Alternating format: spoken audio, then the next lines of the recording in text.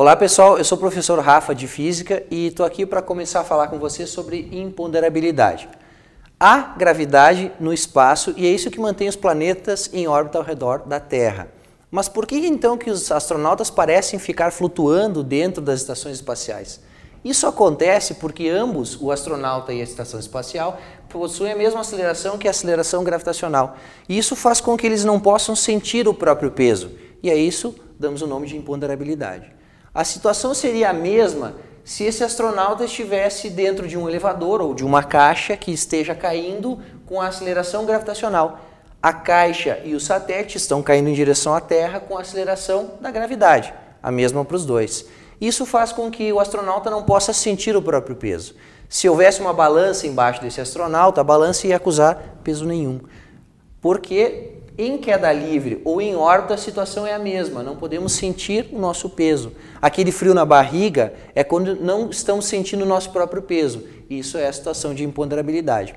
Outro exemplo, que é provável que vocês já tenham visto algum vídeo, até na internet, é de motociclistas em saltos acrobáticos. Durante o salto ele parece flutuar em relação à moto e é exatamente isso que acontece, porque durante todo o movimento ele e a moto possuem a mesma aceleração, a aceleração da gravidade.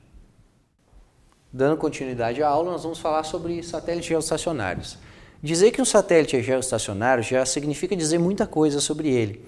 Primeira coisa é que ele está em repouso em relação a qualquer ponto abaixo dele na superfície da Terra. Ou seja, ele está girando ao redor da Terra ao mesmo tempo que a Terra gira em torno do seu próprio eixo.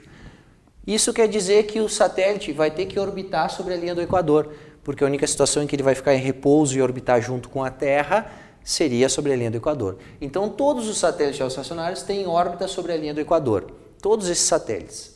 O período da órbita de todos esses satélites tem que ser 24 horas, porque a única maneira para que ele fique em repouso em relação ao ponto na superfície da Terra e dê a volta ao mesmo tempo que a Terra dá uma volta em torno do seu próprio eixo, é levar o mesmo tempo que a Terra leva para fazer isso, 24 horas.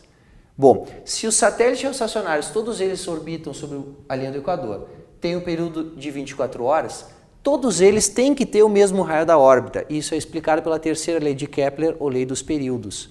O quadrado do período é proporcional ao cubo do raio médio da órbita. Isso significa que quando o período for igual, o raio também vai ser.